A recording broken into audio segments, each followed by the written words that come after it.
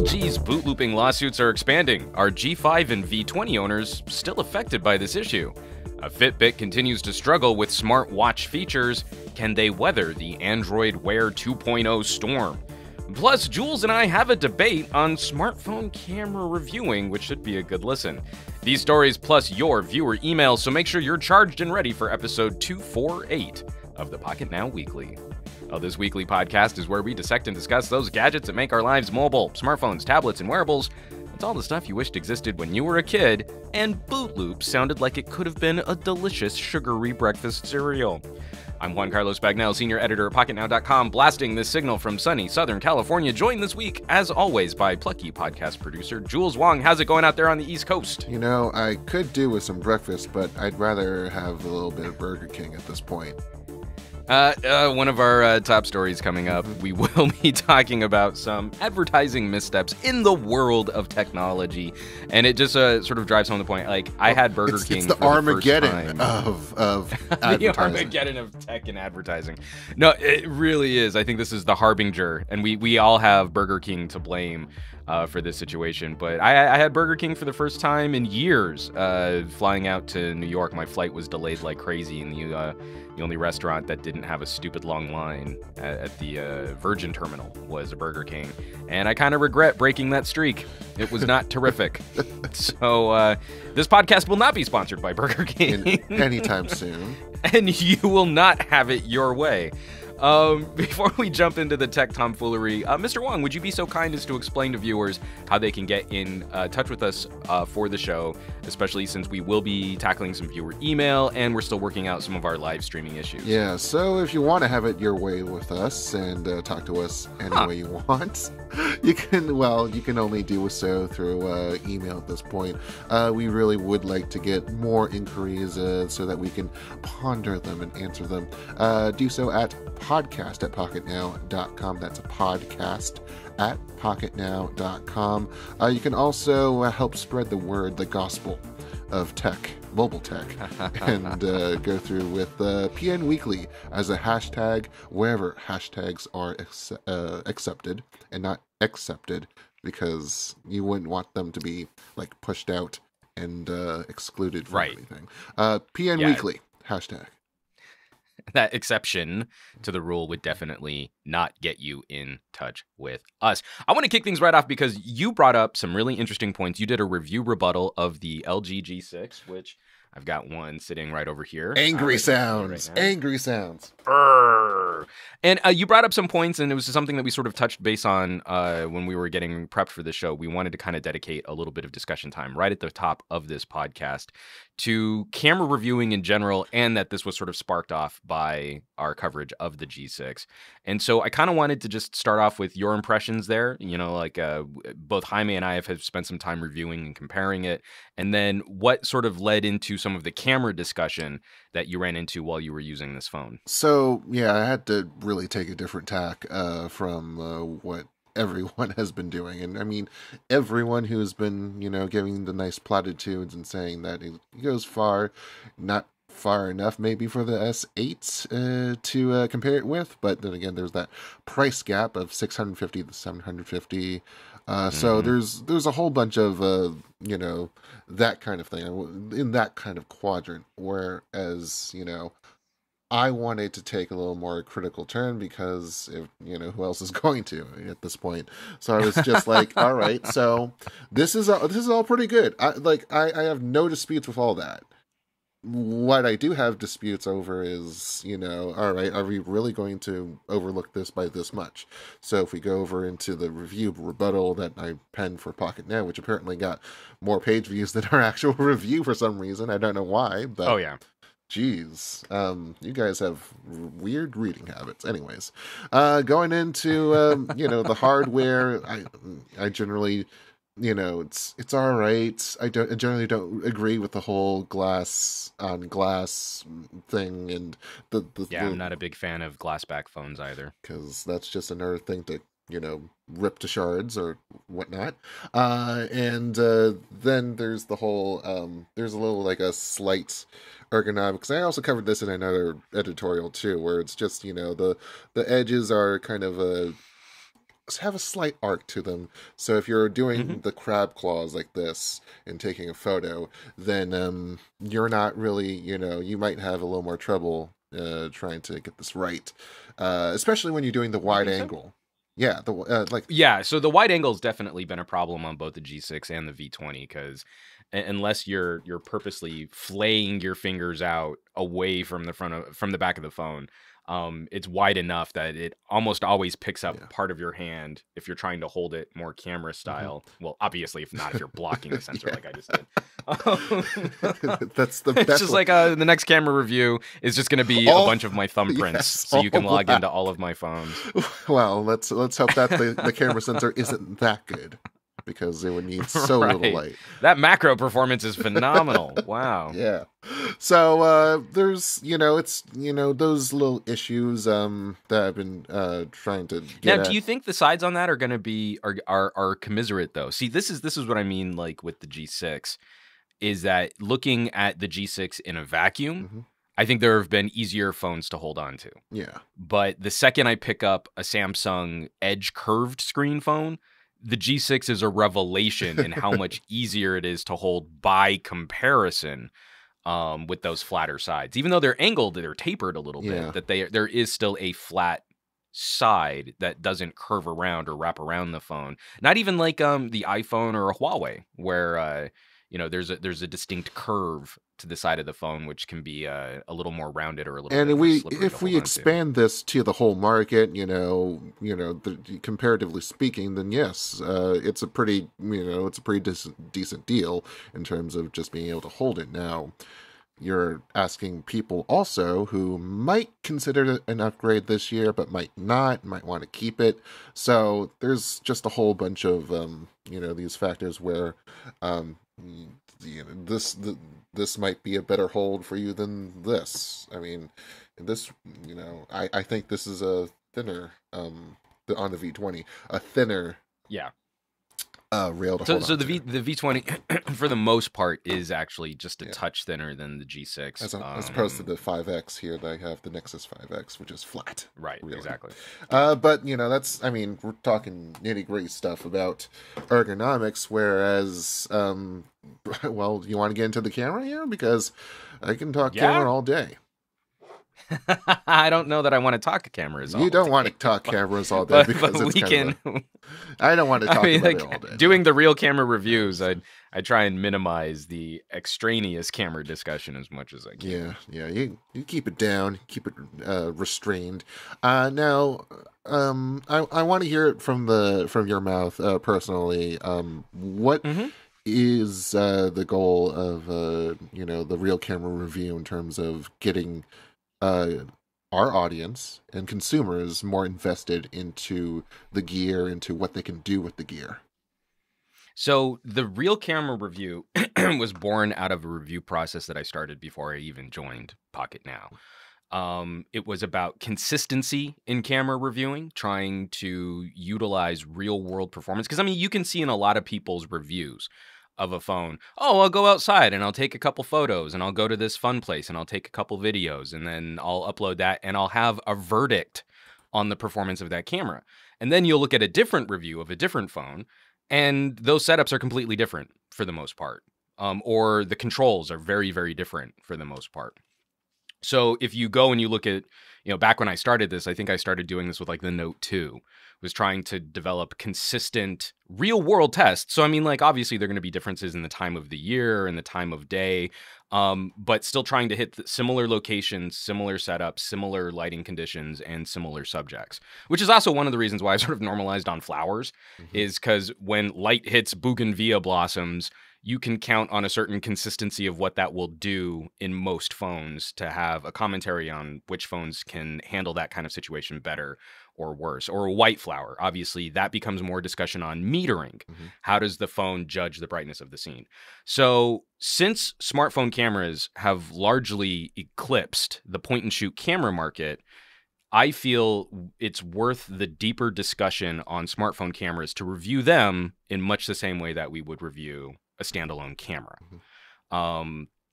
And that means getting into more discussion on raw capabilities, on manual modes, on different shooting scenarios. So it's not just I took it out during the day and I took it out at night. It's to talk about contrast and clarity and white balance. And that's a big thing that a lot of people don't understand what's happening when the colors from one phone look different from the colors of another. And we get hung up on this, well, this has good color and this other phone has bad color. And that's usually just determined by which phone the reviewer liked better, not what is the phone doing when it's metering for the scene, judging the color of the scene, and trying to find what white is. And that was like a huge debate back during the Canon and Nikon days. Is that Canon cameras, I think, did a much better job of metering and exposing for the color of the lighting of the scene, and Nikon cameras for a long time, especially when we made the switch to digital, did a much better job of trying to expose for true white. So if you had a white object lit by a yellow lamp, then the Canon would make that scene look kind of yellowish. The Nikon would make that scene look kind of whitish or bluish. And neither's correct. Neither is real, or neither is accurate really a proper to the reality of the situation. They're judging differences in that scene, and so we run into this all the time with phones. I think LG for the longest time had a reputation for keeping scenes a little bit more accurate white for white balance. And Samsung, I think, did a much better job of judging the condition of the lighting. So scenes would come out warmer, and then they would be playing differences with saturation. If you build in too much saturation, then you can't really walk it back. But if you're into editing, then the LG might have been a better fit, la, la, la, la, la, la, la, blah, blah. So the Real Camera Review is sort of the evolution of the way that I used to review cameras before, so that we can have a deeper dive and a deeper discussion, because no one imaging system is perfect, but we can follow certain trends. Right now, the trend is who has the niftiest auto processing mode and HDR mode for the bestest colors and the juiciest colors and the neatest colors. And look at the colors. And it's what I like to call the pocketability test, where I just pull the phone out of my pocket and without looking at anything, I push the shutter button and then it takes a picture and the colors are great. So that's all I really cared about. So beyond that, there's a lot more we can talk about. Yeah, when totally. it comes to cameras. Totally. And not to, give those kind of tests any more merit than, I guess they have. But I think there is a certain value to being able to pull the phone out of your pocket and, for instance, as in my review rebuttal, capture a guy who is skating away with a Jigglypuff costume across the street.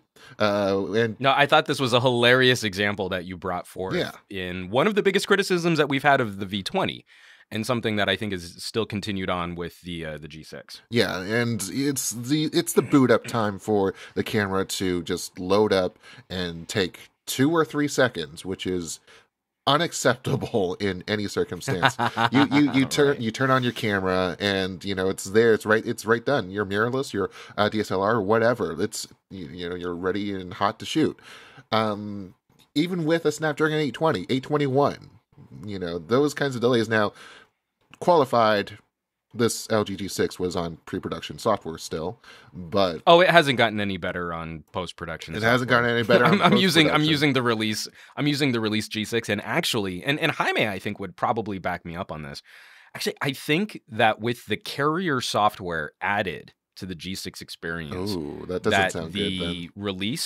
The release phone, if it's carrier branded, I think is a touch slower than the pre-pro unit.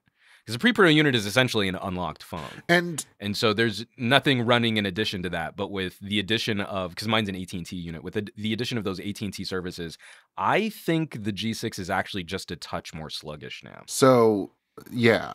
Not just for the camera. I mean, across the entire points, UI. But, yeah. All right. So my my kids are going to graduate from college or school or whatever once. I'm going to capture these moments with grandma once. Yeah, these are absolutely very. I think they're prescient. Is that the right word that I want to use? I think they're definitely aspects of the camera phenomenon that probably should be examined. And, I think that we should, take a little bit of time just to, analyze, okay, so, we might, make fun of these tests for just, being off the cuff and almost careless in its appearance. But there is a certain validity into being able to just, all right, so how does this ISP actually do in terms of getting the shot immediately? Also making sure, the auto mode. There's just so many of these ingredients that go into making a decent shot, or at least one that is, you get the moment. I missed a moment last night where I saw a long border with rainbow LEDs and just the rainbow headphones and everything. Like, I missed out on that. He took like 10 seconds to float by, and I was like, okay, I got it. I can't get to the camera. I got it. Okay, now you're going to boot up, and now it's on manual mode. So right, yeah. It's so the problem is encompassing a consistency, a way to test that consistently, which also negates the user familiarity with the camera system.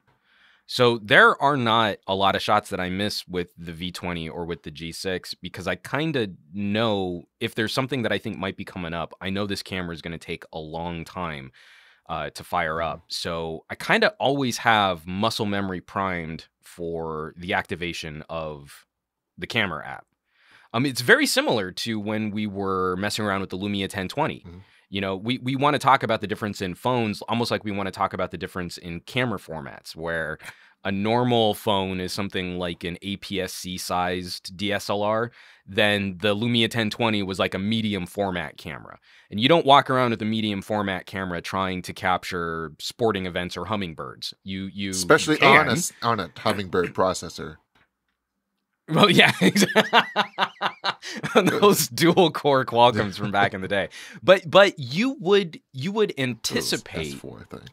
For those of us that really got into the 1020, and this is one of the reasons why I think the 1020 was sort of unfairly reviewed and was part of the impetus for me reviewing camera phones the way that I started to, was the CNET review, Molly Wood, where she just couldn't get good photos out of it. And you're like, well, you didn't try then.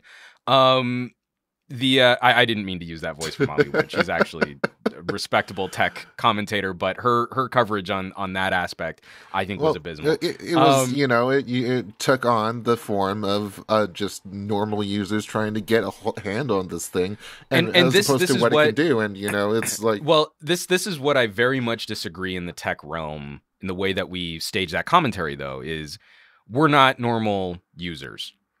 We can put our feet in the shoes of normal users, but what are we? Do we stop at that normal user experience, or should we be resources for people who want more information on what these things can do?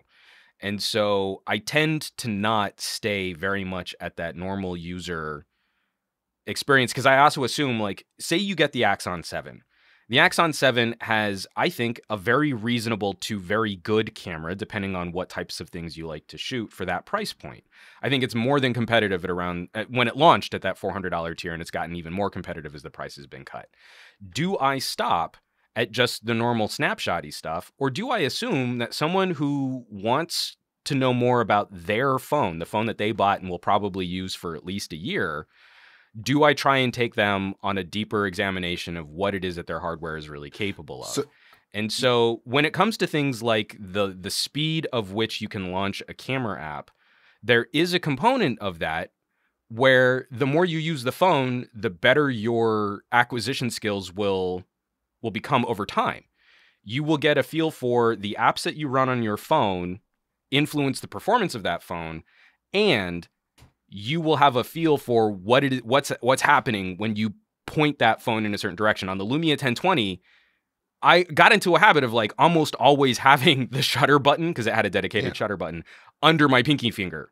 So if it was in my pocket, I was hitting that shutter button before I was even pulling it out of my pocket, so that the camera would be launching by the time I had the phone up to take the photo. And it was exceedingly rare that I really missed a shot on the 1020. But that came after a couple weeks of use. It's not really something I could have encapsulated the first 2 weeks that I had that phone. That was behavior that changed over time. So in terms of being able to judge, because we can be the beacon of light for, people who want to be more the shining city on the hill for, the ideal use, or the being able to build up those skills and muscle memory to be able to efficiently and optimize your phone. But when it comes to, we have to pass judgment on these things, right? Like, how does that weigh? I mean, how do you weigh your review process into the the camera and then into the overall results? Because there are some aspects you could arguably say that are more important to the score or to the user than others. Stat point. I don't mean to discount. That's just it. Is one, I try not to score. Yeah. In part, it's also because if you watch a camera, for example, you can go watch almost the exact same review process on the Galaxy Note 4. I did almost exactly the sort of prototype version of what a real camera review was before I joined Pocketnow. And that's actually what got me on the Pocketnow team, was that kind of coverage. So if you go back and you watch that video, it's not indicative of what the Note 4 is actually capable of today.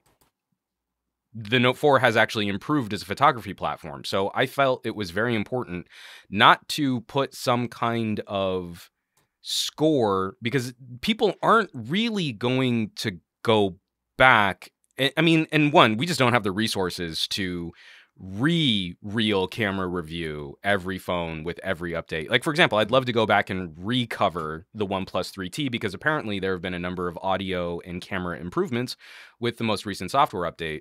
But as we're gearing up for Galaxy S8 coverage, if I do get around to that, it's gonna be a little while. And maybe things will even change between now and the time I would have the bandwidth or the free time to go back and cover that. So what I'm trying to encapsulate is, within the first couple of weeks of the launch, this is what we can expect of the photo and video quality, with a tour around the features of the phone and what the app is capable of.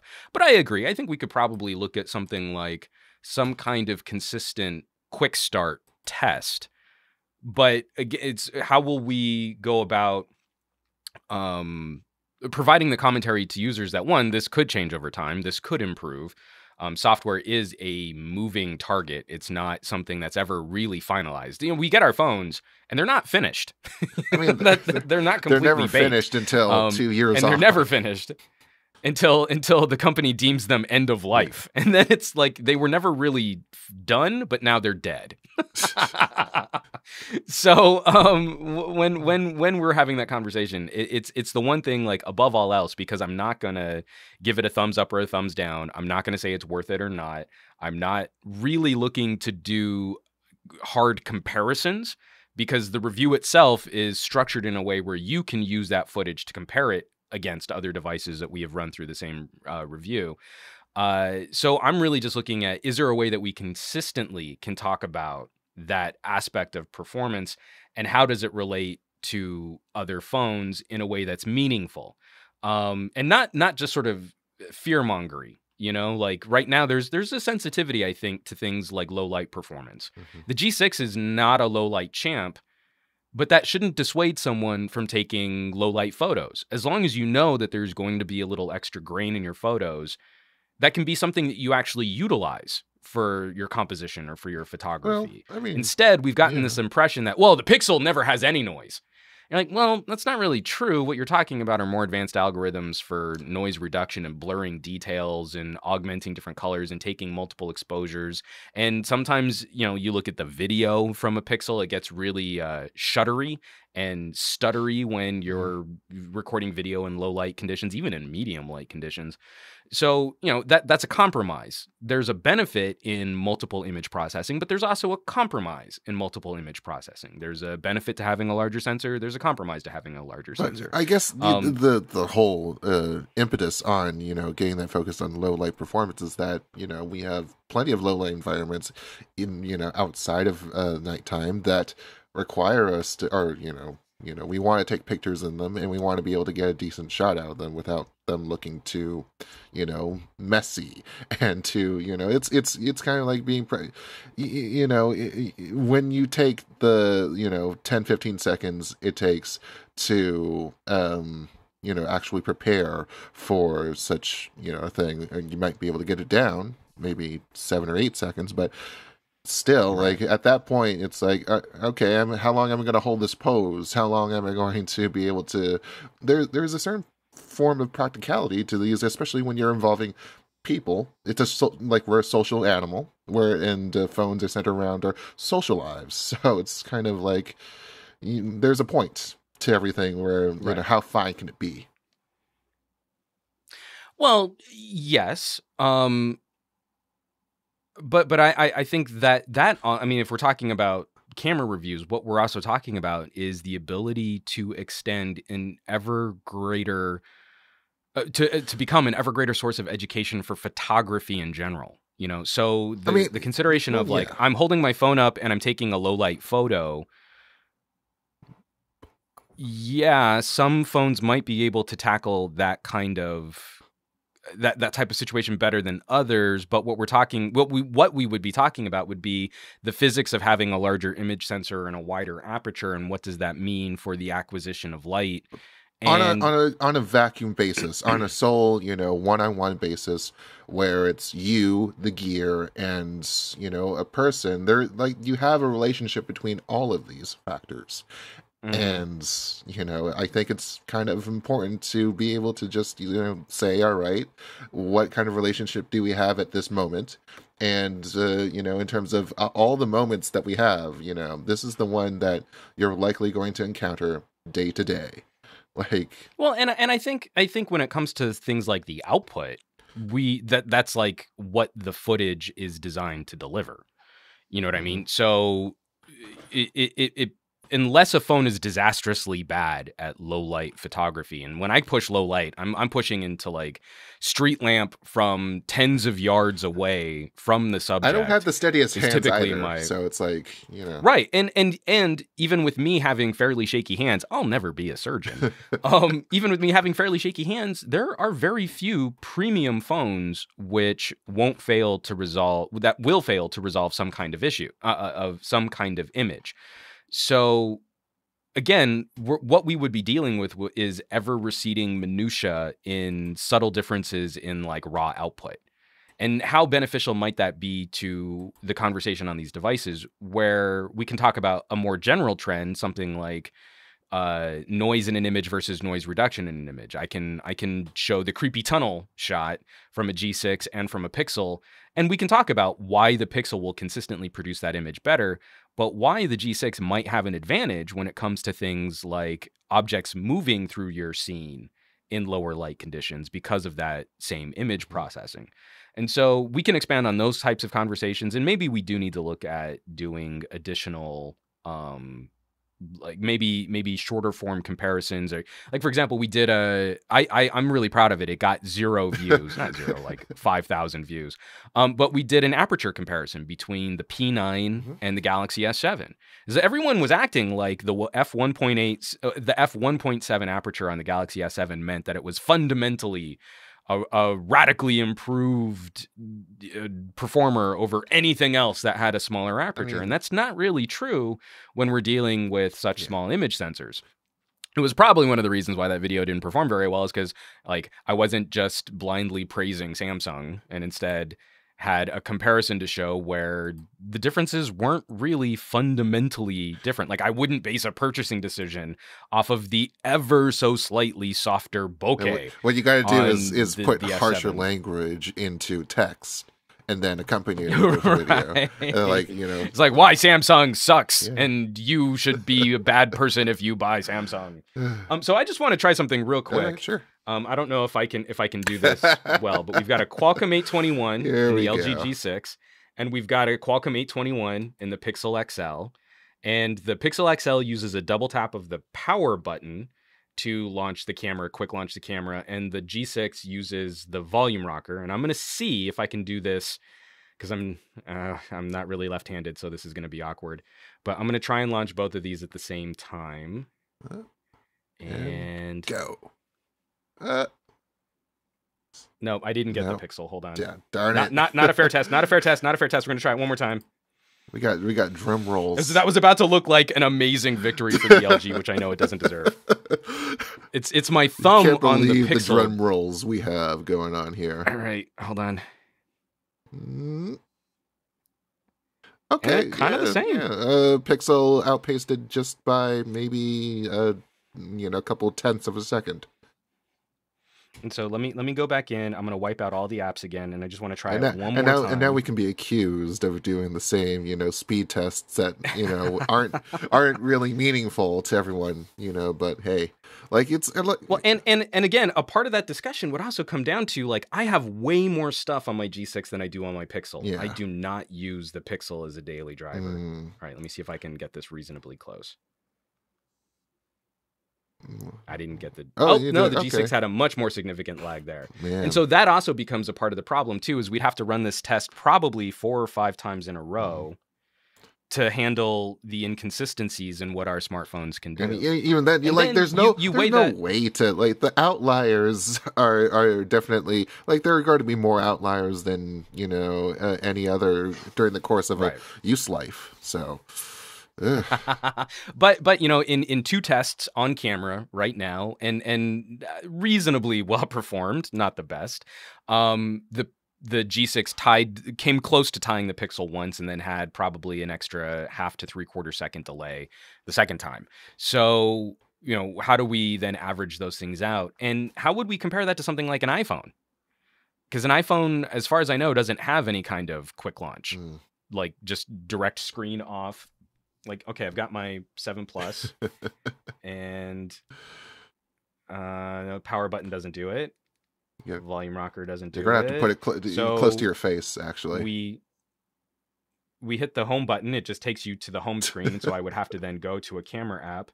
So then if I hit the power button, I know I should be able to swipe over. So that's a two-stage action. Mm-hmm. So if I'm in a raw situation where I'm just picking up a G6 and I'm double tapping the volume button, it would probably take longer screen up in front of my face than hitting the power button and flicking to the side to open up the camera on the iPhone. But if I'm pulling this phone out of my pocket, I can't initiate that gesture until I have the phone up in front of my face, which means the G6 is gonna beat it most of the time, except for those one-offs like we had where there is that slightly more significant delay in getting the camera app launched. And so that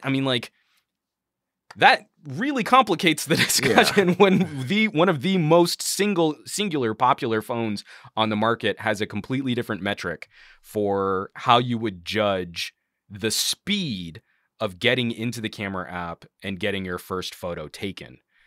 Well, so, I just think it's a have or have not at that point, isn't it?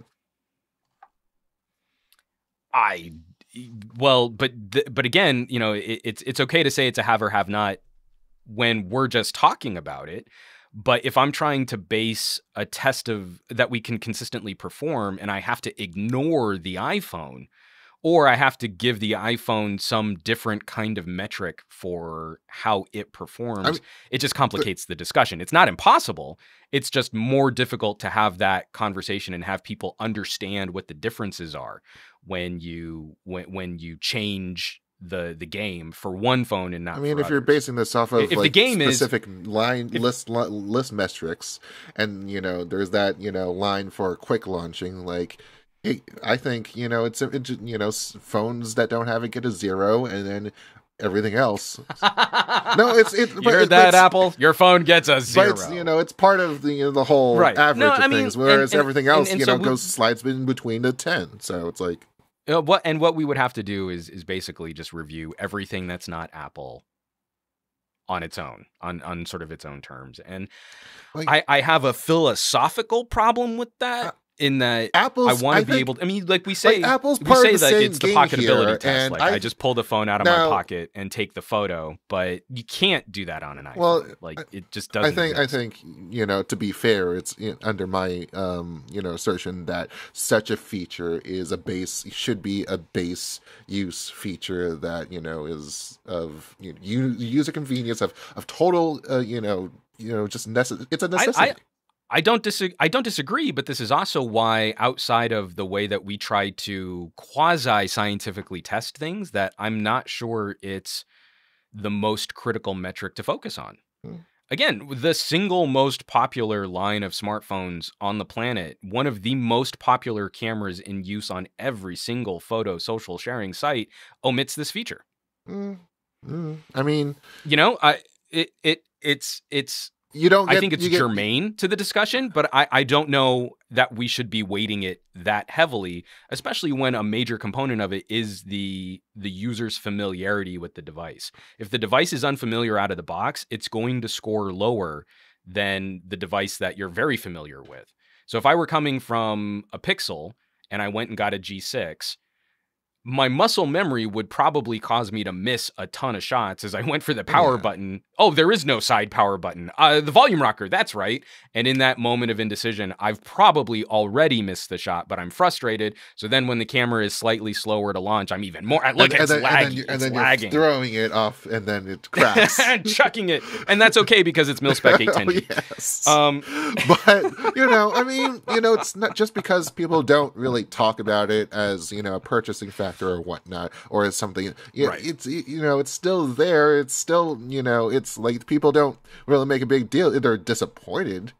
And the out of the box experience, I think, should definitely be valued. When a consumer has spent $600 to $800 to $900 on a product, that is something that's really important to consider. But it's also something that I feel, and if enough people disagree with me, and we need to change how my feelings work on this, I feel it's one of those things where it does actually improve over time, and not because of software or technology or hardware, but it improves because of user expectation and user familiarity. Okay.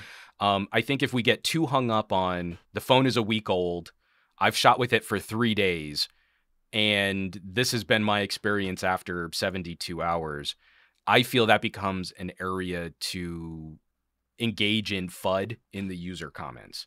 Less something that will be a learned part of the discussion, and something that where people will actually sit and look at aspects of the photo output, aspects of the video output, the control that the user has, the auto processing modes, which are very important, though I think they're overly relied on in camera discussion.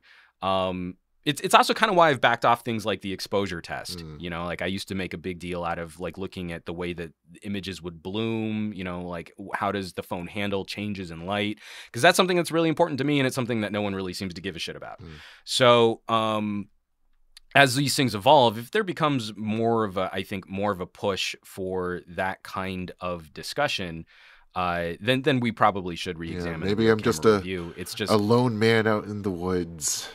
No, you're not. It's how much weight do we really want to give? And right now I'm of the mind where I don't really feel I should be putting too much weight on the speed of the camera amp launching until we get into, or just the actual the actual really efficiency of the software that lets you be able to take a photo in. Well, but until we get to a point where it's sort of disastrously bad at a certain tier.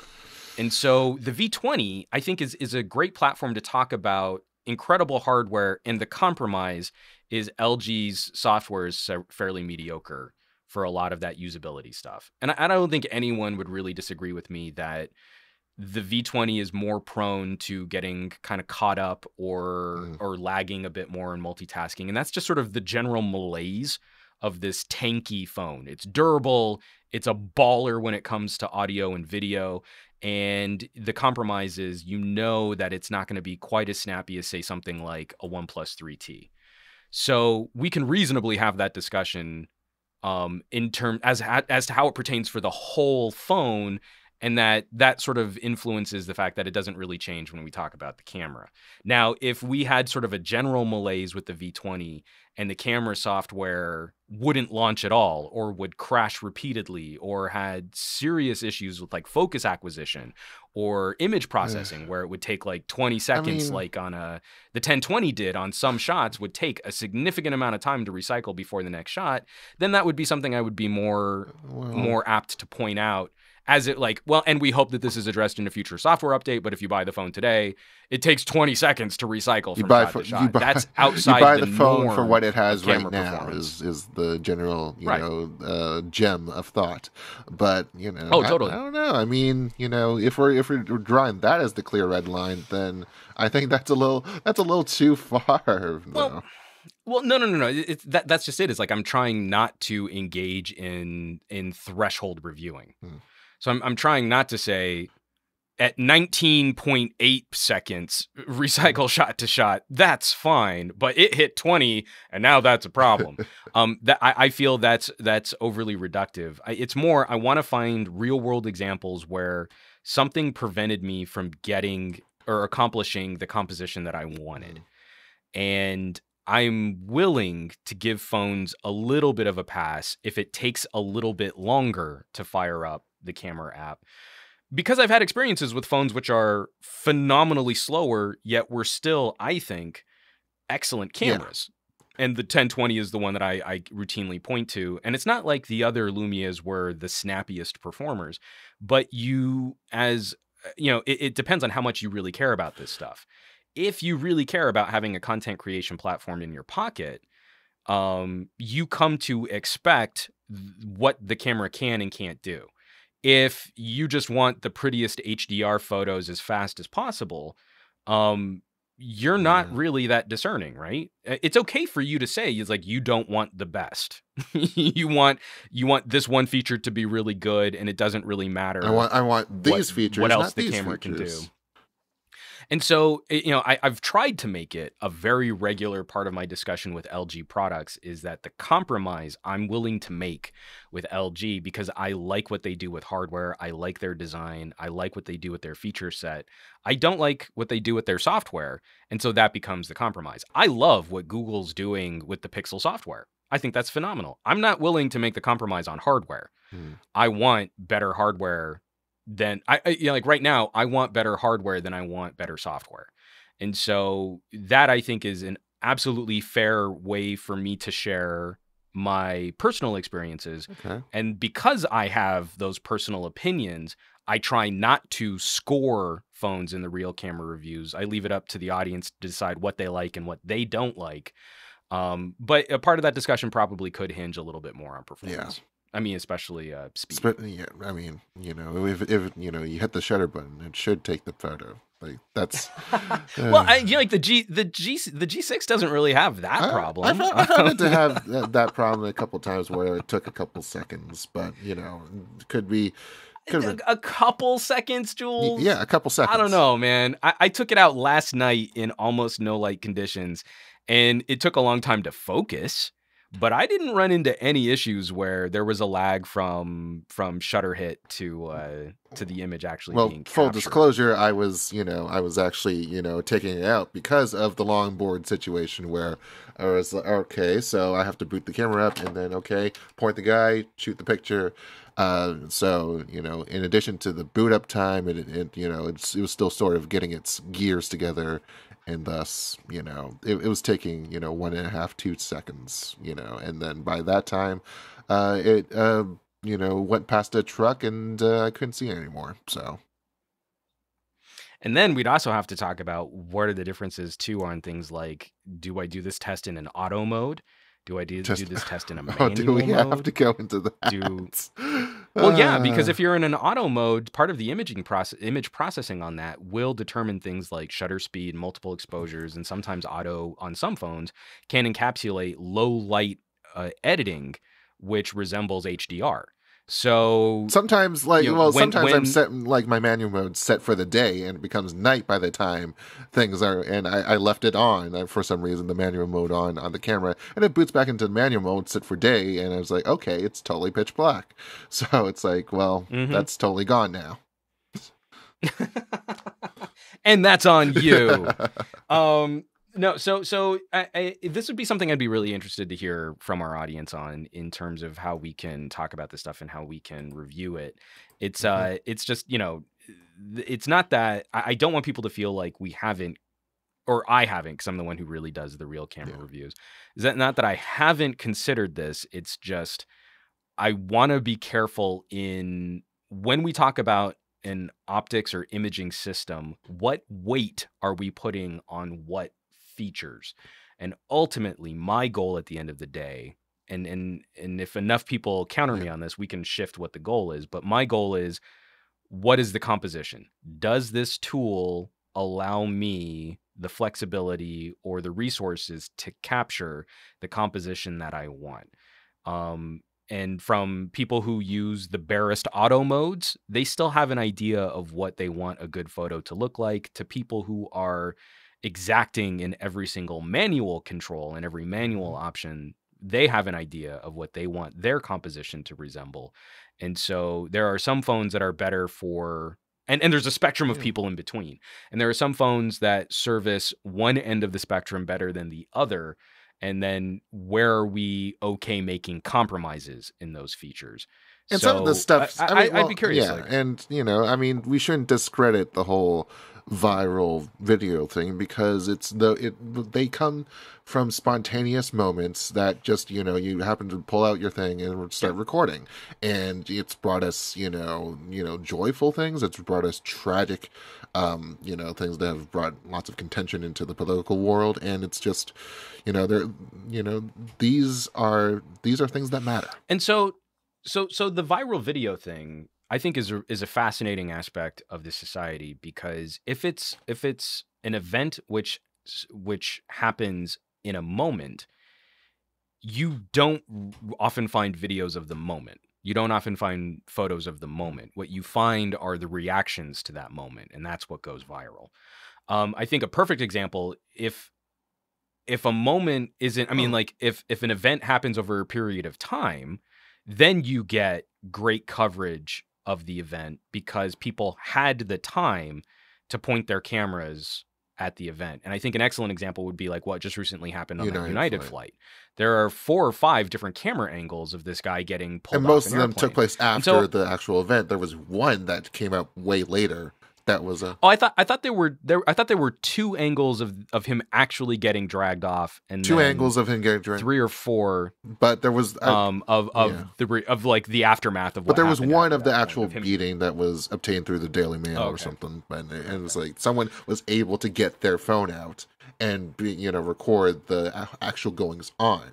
And I think that's what we're not trying to discount. Do we That's what I think is a fascinating example of what we talk about by capturing a singular event in the moment. Do we really think that was because that one person had the only phone that was able to launch the camera app fast enough? Yeah, that's or part do we of think the that there was more of a social pressure to pointing your phone at something going on and not wanting to be dragged into the event? I think that's a different, the social constructs of that issue were kind of, it makes it not really the point. Because after the event resolves itself, we see multiple camera angles, so we feel that there's less social pressure to be pointing a camera at something unseemly at that point. And people are emboldened to point their cameras at it. Again, I like that. That's a social psychology issue. I think less than I don't think there's anything on the G6 which would have prevented me from capturing video of someone getting beaten on an airplane, and getting a reasonable chunk of that event captured on video. I think the thing that would have prevented me from capturing that event would have been another person. If I point my camera at this, am I going to get dragged into it? For all those videos, like I actually did a data recovery for NBCLA on what was it? Tobacco and firearms agents, ATF agents, taking a woman's phone and smashing it while they were doing a no-knock raid on a house in broad daylight. And so she had one of the only videos, and it was because the neighbors were too afraid to go out in public during the day and point cameras at these ATF agents. And one of the reasons why in this neighborhood they were is because the one person who went and pointed her camera at these ATF agents had her phone smashed by an ATF agent. So that to me, I think is like, if we're looking at an event like that, I don't think there's anything in the G6 which would have prevented me from getting the shot. Point. Were I bold enough to point my phone at it. Yeah, there are those, social, again, I keep saying social contract situations, but if you're trying to take, grab a picture of a guy, suddenly coming out of nowhere, and, it's just like, oh, done. Like, that's one of those things. Right. And again, that's why I want to be careful. And again, why I want to, how many times can I say again in trying to wrap this point and up? again, on and and again, on and on and on and on. Ariston and on and on and on and on. So what I would hope people would leave comments for are maybe some methods that we could use to sort of test how some phones might perform in firing up something like a camera. But I'm really skeptical. I'm really skeptical that a half second to even a full second delay in one camera app firing up over another is really the determining factor in missing, like a newsworthy moment. I kind of think that in the panic or in the adrenaline of being in the middle of something breaking all around you, something really newsworthy or noteworthy, I don't think a lot of people are as familiar with their tech. It's like so many people I think are picking their phones just up forgetting and going to about a camera it, app or or I mean, like a pro photographer, a news pro photographer or nature photographer has a muscle memory familiarity down to the exacting details of how their camera operates. And it's an intuitive response when something amazing happens that their fingers it's like their fingers work independently of their brain to set the camera to capture the composition. It's just the camera has become an organic part of their expression.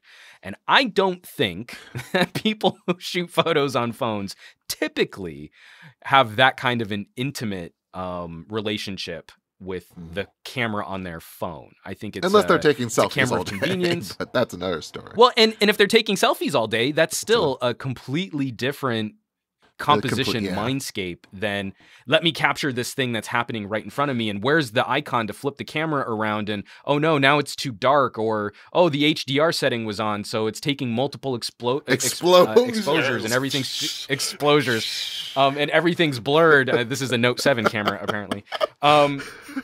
So that thing again, you would be frustrated with the camera, and why isn't it easier, and why doesn't it, air quotes, just work? But the only way that could have been acceptable in the moment is if there was like a neural interlink between you and your phone, so that your brain could just say, I want this, and the camera could go, okay, and then just capture that, as opposed to having to go through settings or shortcuts or controls or anything like that. So I hope people leave us comments, because I think this is a fascinating topic, and obviously, this is something we've been wanting to chat for a while, because we just talked about it for an hour. Podcast@pocketnow.com. Yeah, drop us, and if you caught this on the YouTubes, drop us some comments there, or hit us up on Twitter with the PN Weekly hashtag. And this is definitely something that I hope we can explore off podcast, off show a little bit more. But we do have a couple other topics that we want to get to, so let's kick over into some news. How's about it? Okay, dancing is over. Time to... Okay, what? You could almost even want to say, okay, Google. Hello. And now we wait. And then, this okay, one now again, they're done. Now they're done. Okay. With my disappointment in the quality of different fast food franchises, I'm not upset. I'm not sad. If In-N-Out had done something like this, I think I would be a lot more cranky and a lot more upset about this. But this was a terrible ad campaign.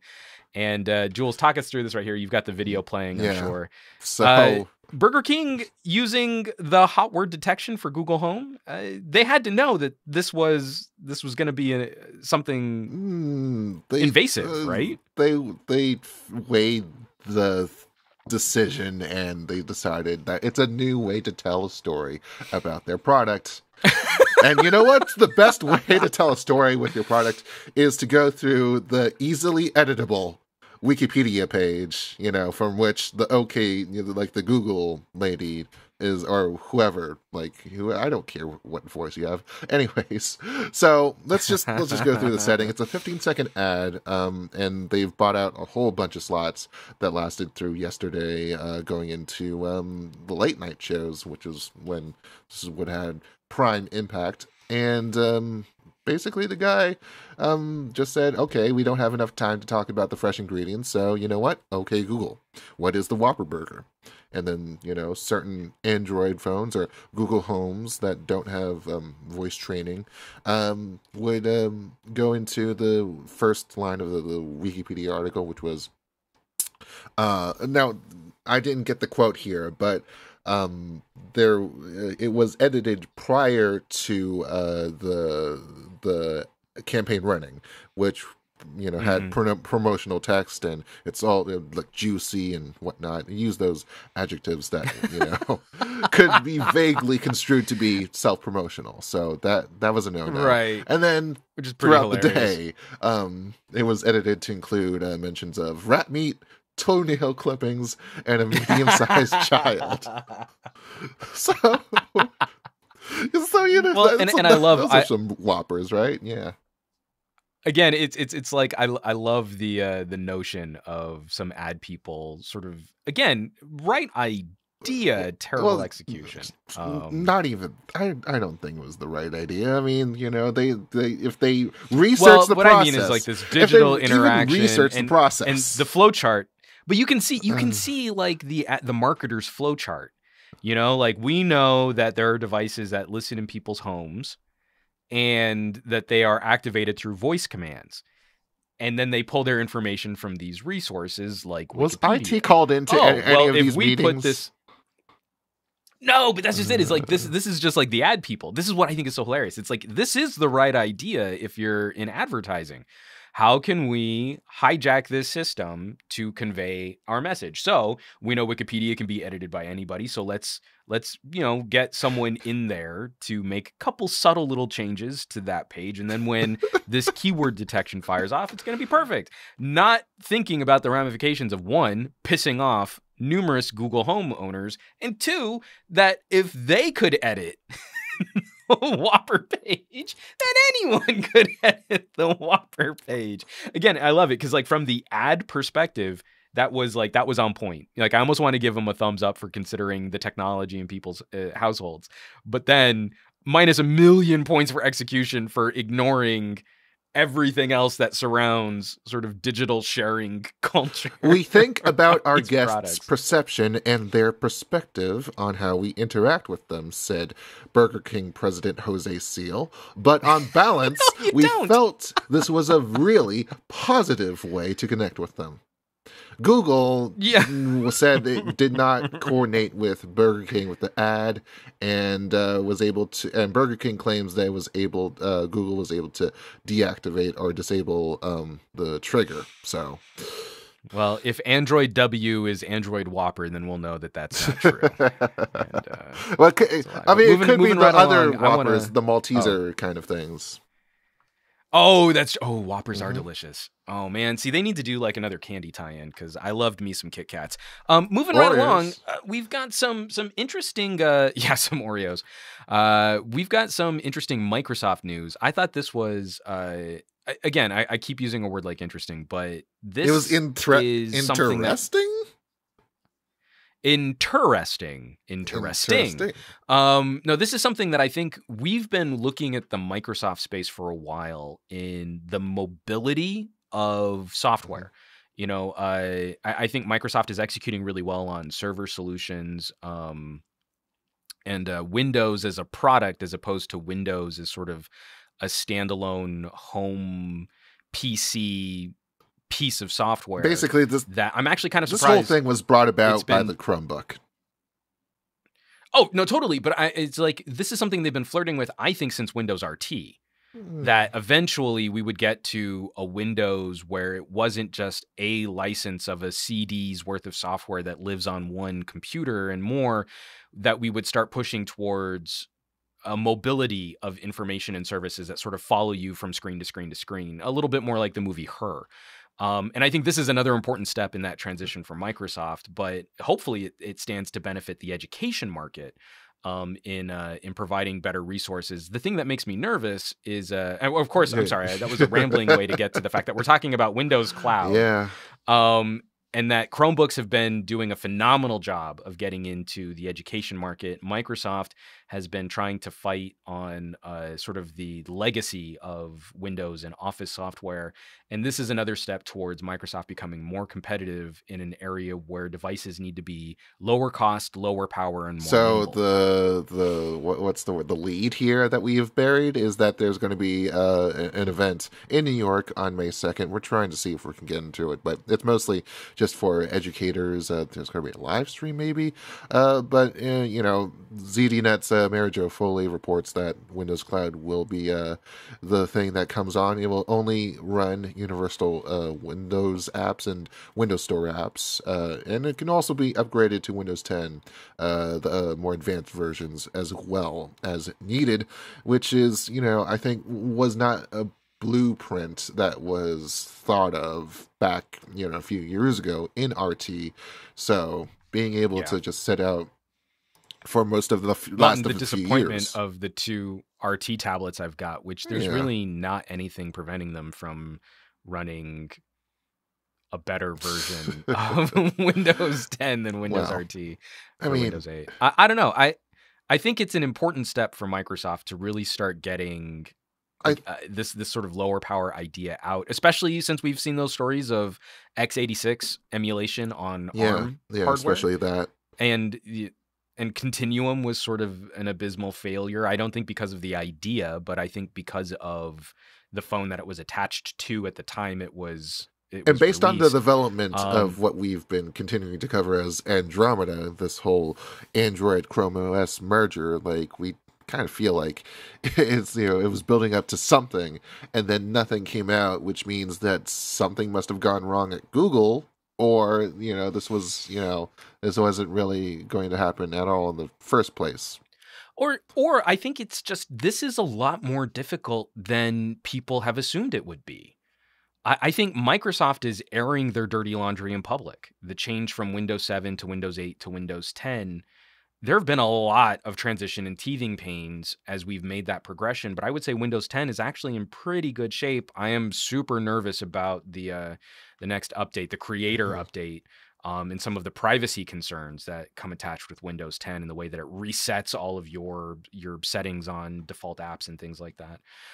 But I think the actual core idea of having a modular operating system which can respond well for touch or mouse point and can be a transitionary platform into more cloud-based computing is on point. It's just now we're seeing this stuff is hard. It takes a long time to do right. And a company like Google isn't going to put something out there which might disrupt their markets with an inferior product, not like Microsoft will. And this is something that I think Apple has kind of given up on. Maybe not completely given up on it, but the idea that we're going to get a touch screen MacBook anytime soon is a dubious one. Well, I mean, I think they've been pretty vocal way into that is, you know, introducing Swift into more classrooms and therefore being able to push the... Like, not to say that they're going to walk away from the education market, but I think their medium-term solution is iPad, is iOS. I don't think we're going to see in that medium term a touchscreen MacBook, not until we have a better track for iOS and OS X to properly merge and become one entity. And I think that's going to take a long time. Because you think about the amount of time it's taken to go from Windows 7 to Windows 10, and we're still not done. Microsoft still has plenty of room to improve.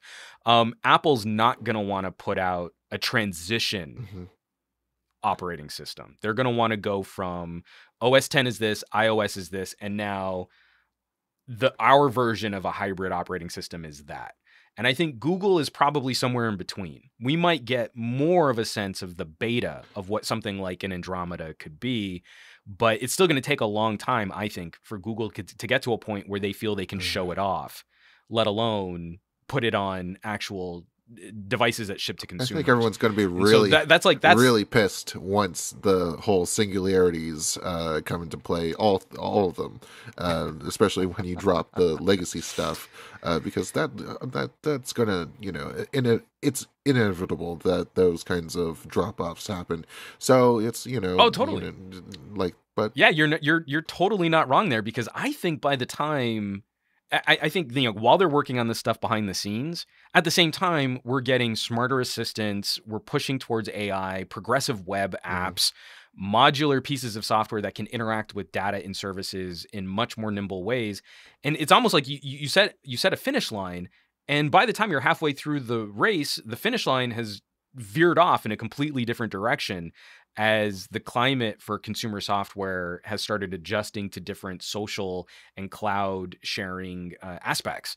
And so that's, I think, another thing that throws a wrench into a plan. Like, if Apple ever had any design of merging OS 10 and iOS, is what is it that people are really doing with their devices? And that's changing on a yearly basis, which means the goal of merging those operating systems is probably skewing more towards iOS as a delivery system than OS 10. But you need to have legacy support for creative professionals who need something more robust than iOS. And now we get into situations where they make poor judgments on things like MacBook Pros and Mac Pros. And, like, they just recently put out a story like that they're going to be walking back the design on the Mac Pro, that they made some missteps in how that thing was designed. And all of us went, yeah, we know. But if Apple can address that, then I know a lot of people in Los Angeles, especially video editors, that are going to be really excited to see Apple correct that course. Hopefully the consumer climate doesn't change that fast, because that ever-shifting goal is going to cause a couple of El Nino and La Nina merges to go into effect. So it's like, okay. Well, one company that thinks they have the hook on it would be Samsung, and that's our next story. Maybe. If we can't get a properly merged Google operating system, a company like Samsung, who has some pretty formidable software developer talent, is going to try and leverage that talent to provide us with Bixby. The problem is again, this stuff is hard. Yeah, in fact, it's so hard. There's not going to be voice functionality in the US for at least in the United States of America. This is United American English, the thing that you would first commonly, go into, I guess. So, yeah. Good luck on that. Good luck on German. That's not really going to be happening. Yeah. There's a part of me that wonders if German would actually be easier than American English. You would have to have all they're so precise. Oh man, you would have to have so many compounds though. Without voice capabilities, we're probably going to be seeing some gimmicky stuff, or at least the gimmick treatment put onto Bixby. So if they're going to, they're shooting themselves in the foot, is what we're getting at here with all these. Well, it's an unfortunate step, and this is also why I was kind of cranky about the HTC Ultra reviews. Sense Companion. The fact that we were caught up in the timing too, is this stuff is hard. We all have like some notion of science fiction or the Star Trek computer or where we want this stuff to go. I still want an IBM Watson phone. I would kill for an IBM Watson phone. Well, it's like I get the whole TikTok release of, like if the market is not occupied by a new phone or new hardware, then you should fill it in. But we would appreciate if things were totally done.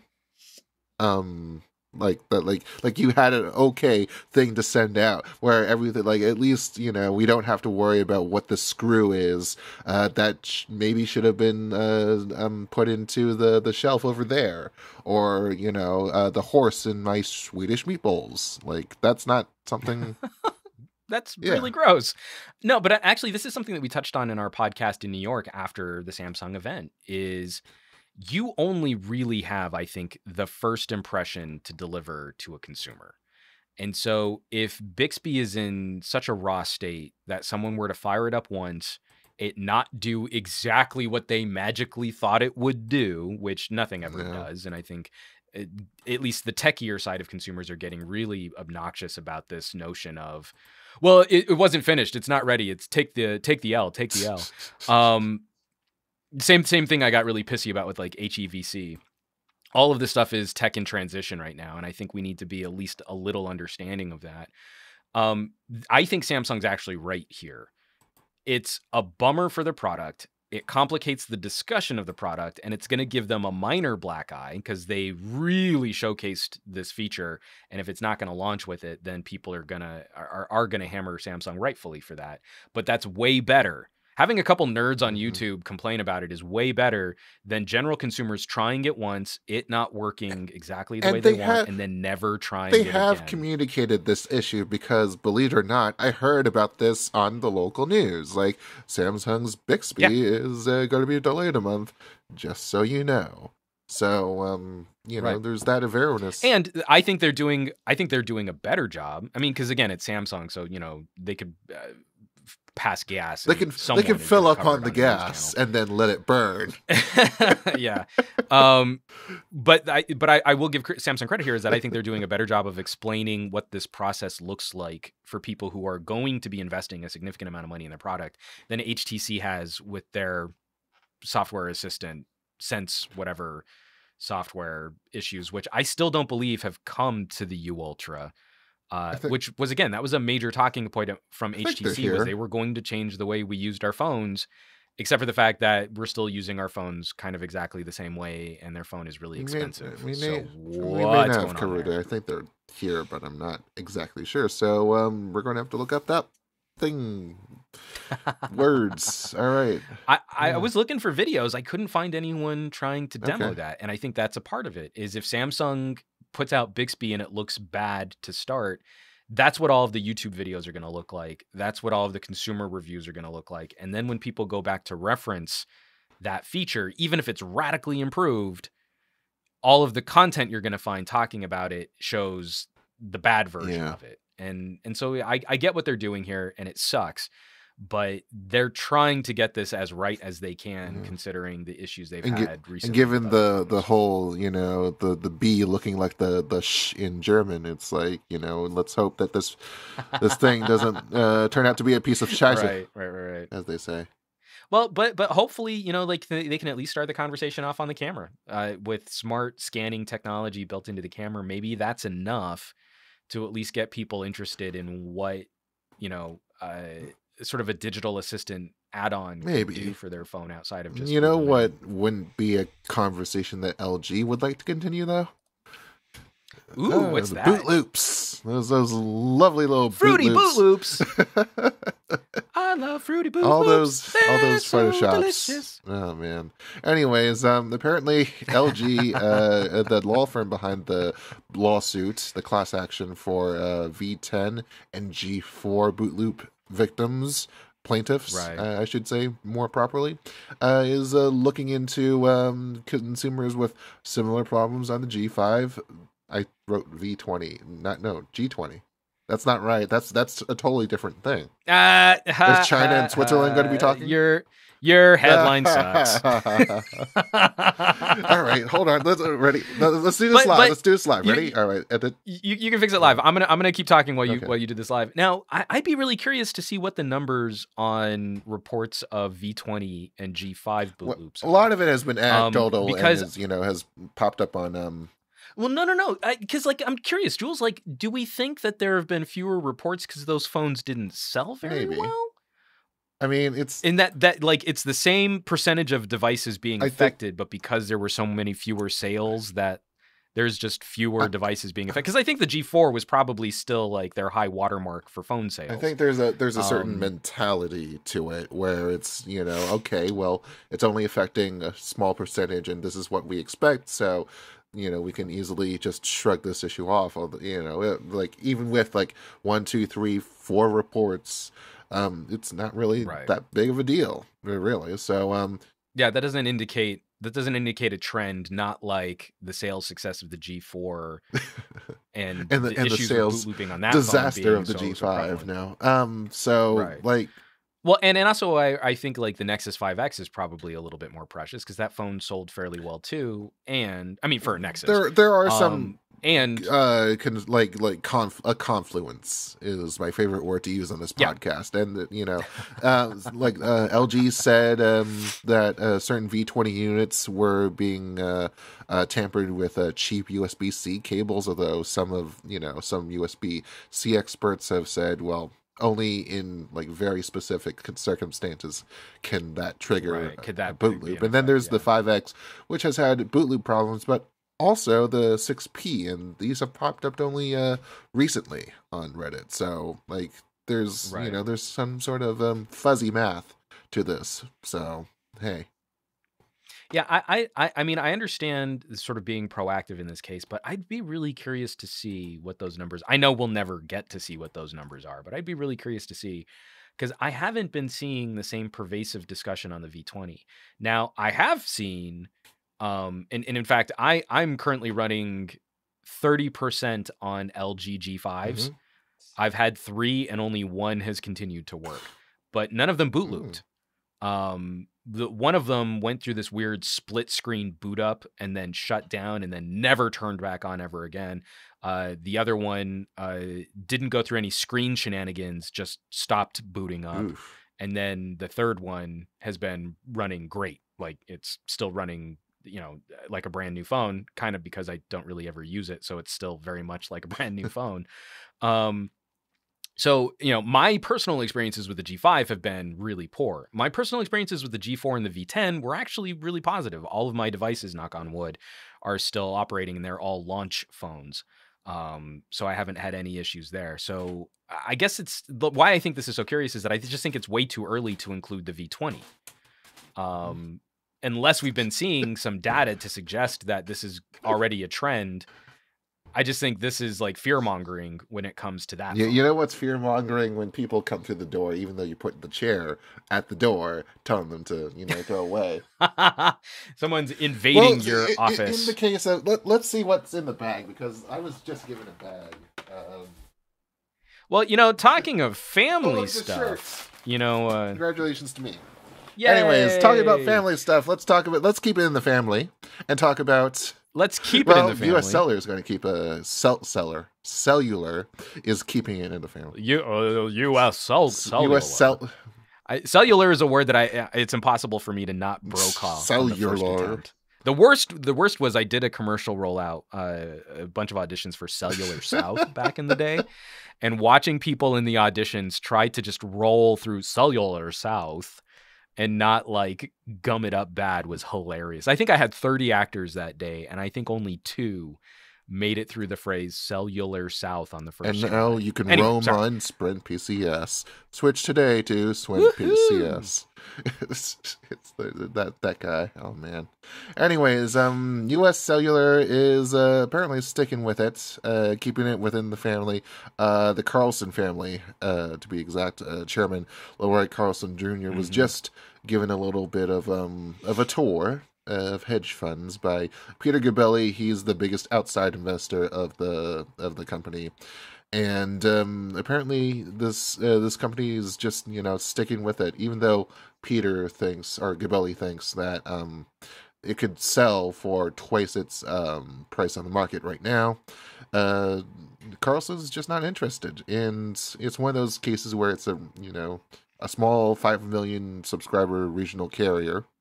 And it has a decent size of, spectrum I can't even say words. Spectrum portfolio. I wish I had more water in here. It's like you're going dry. We're gonna get real clacky mouth again. We spent way too much time talking about cameras. No, I'm always emboldened to see stories like this because I love any part of our market where we can retain some extra competition. I know at some point we'll see Sprint get swallowed up by another carrier. If it does, I hope it's like a T-Mobile Sprint merger, which would be disastrous in terms of different technologies. But LTE. Well, yeah, I mean, you would eventually, what you would have to do is just say like, everything on CDMA just dies after a certain date, and that even GSM is making everything LTE. That's. Yeah. Oh yeah, no, totally. I just think like 3G and 4G networks will stick around for a little while longer. CDMA has no business existing anymore. It's too seedy. Yeah, well, Yeah. yeah, it is. That's Yeah. well put, Jules. But anytime that we can see another company just trying to maintain some competitive foothold against, significantly larger players in this market, just makes me kind of Hmm. happy. I like the U.S. Cellular. What did you write in the article? Considered the fifth carrier in the United States four Yeah. carrier game.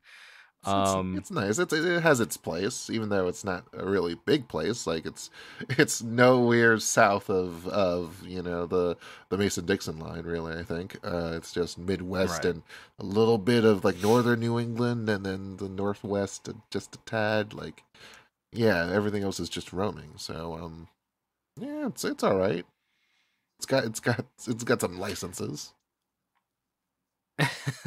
Now, I just hope that they can hang on. I would love to see any company like this sort of find ways to act as a market disruptor in the markets that they do I business think in. I U.S. think that's Cellular has what been a made very huge. conservative company. Carlson, I mean, Oh, it's just totally. so. I mean, we're not really seeing much of a. It's just more of a one of those, NIMBY types, I guess maybe. It's. I mean, they've been Yeah.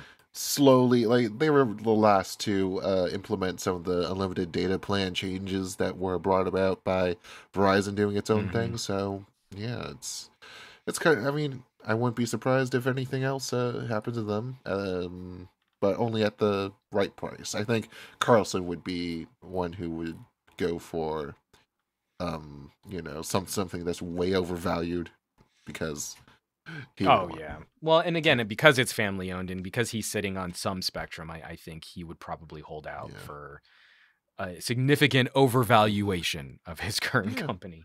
But something that's not significantly overvalued would be Totally this the opposite. Yeah. ZTE Quartz Android Wear smartwatch, which we've talked about in the past. We saw some blurry renders. Adrian Blurry. is still not a fan of this watch's design. He's been very critical about it.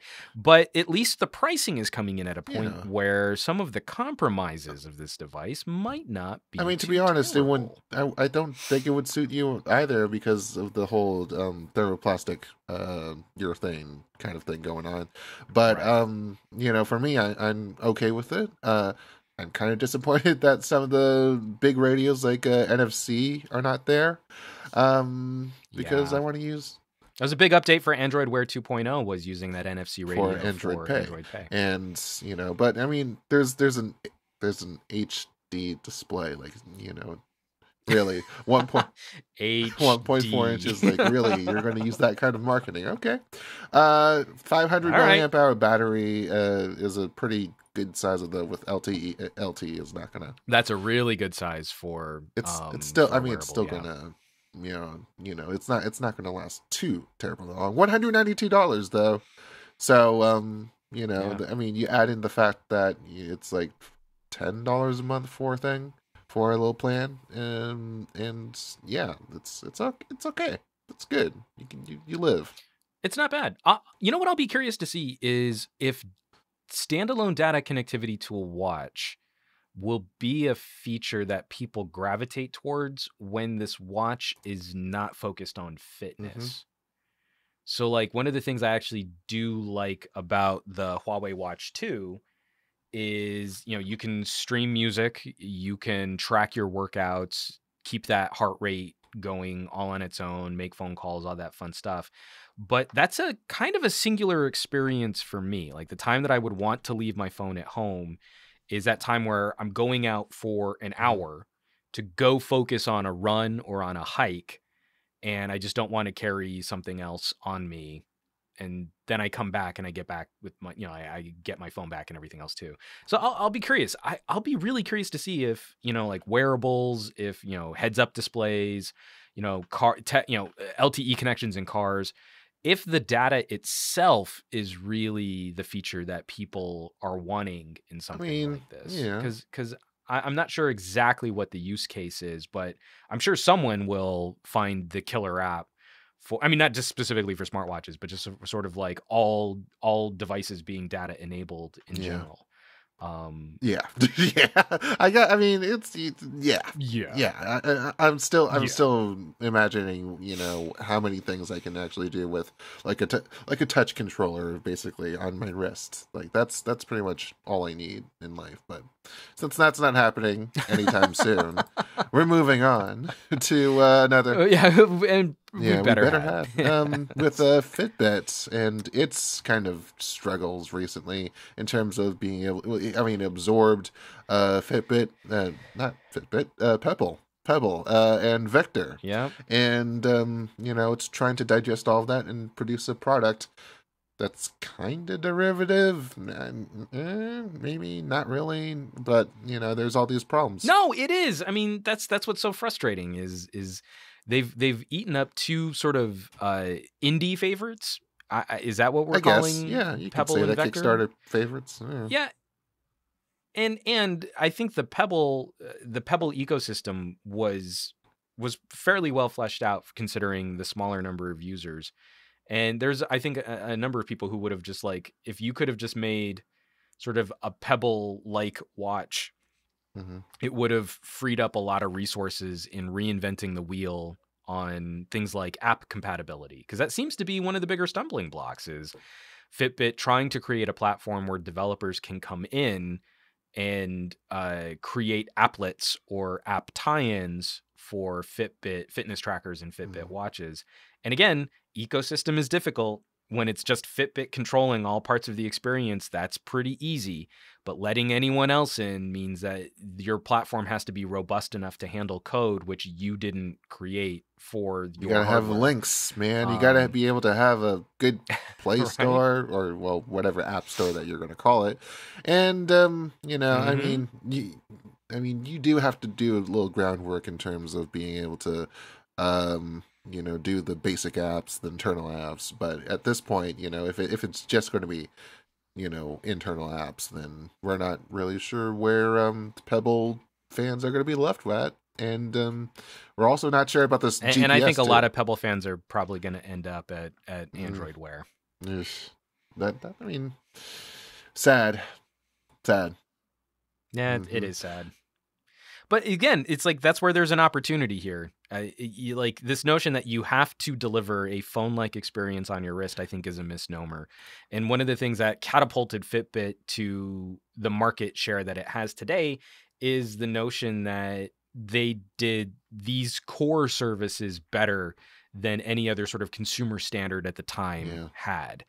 And so, starting with just basic step tracking to then all day heart rate monitoring, Fitbit had a platform and a consumer accessible platform. Because I think Garmin was also at the forefront too, but Garmin devices were really nice and really Really, expensive compared to some of their Fitbit counterparts. that Um, Vivo Smart 3 is just Again, the out, right? compromise. Yeah. Yeah. So now with Android Wear 2.0 sort of picking up some of the taking up some of the slack on things like fitness tracking features, Fitbit is well behind the market leaders. They're well behind Tizen. They're well behind Apple Watch OS. They're well behind Android Wear in integrating all of the lifestyle-y features like app Hmm. support. So this is a tough road for them. I really hope they come out with something cool because, like I said, I want to see more competition in any given market, but I don't have the highest confidences that they're going to execute I well in this mean, next iteration. it might take a small village to be able to just make one of those features happen. And I mean, Apple has that kind of clout too. I mean, it's able to invest Mm-hmm. in plenty of things, and one of its target fields that it wants to go into is health. And we might be talking about. Well, and something that I think they've actually done a good job of, Apple's support for the healthcare industry, I think, is probably ahead of anyone else in smartphone Like, and it's not much mobile talked about because we technology don't competition. cover. I mean, it's Right, we don't cover the med mhm. tech beat, but I mean, Apple's been there for a little Yeah. while, so there were even like glucose checking add-ons for iPhones. You would plug something into the 30-pin dock Yeah. connector, and you could use that as A third. Well, your blood wait, sugar 30 pin monitor. is that what the leak? I don't think that was mentioned in the report. Oh, and not in the article? 30 pin. Oh wait, there we go. Well, it's 30 employees that are working on a. Oh, no, no, no, no. Yeah, I was talking about there was an add-on for older Oh, okay. iPhones where you would plug it into the dock connector, and it was you could use that as a way to check your blood sugar if Okay, you were I was diabetic. I was like reading, was like, that caught my eye. I was like, oh, okay. And now, well, I can't. I'm And so losing right myself now, in the what restating of this article. No, what's fascinating right now is when it comes to things like diabetes maintenance, and this I think is probably going to be a bigger deal for type 1 diabetics, the minority of diabetics, than type Mm, 2 diabetics.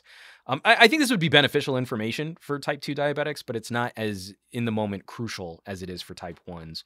Um, that one of the current trends right now is the ability to provide better continuous monitoring okay. tools. And so if you can have an Apple Watch, which in real time can show you graphs and trends of blood sugar over the course of your day.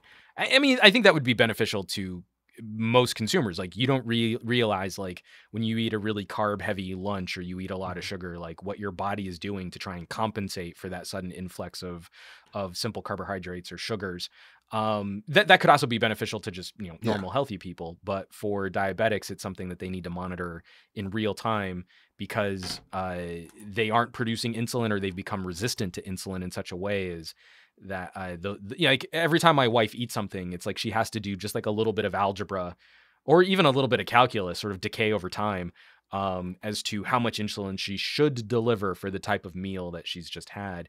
And so she's wearing, med tech equipment that monitors that in real time.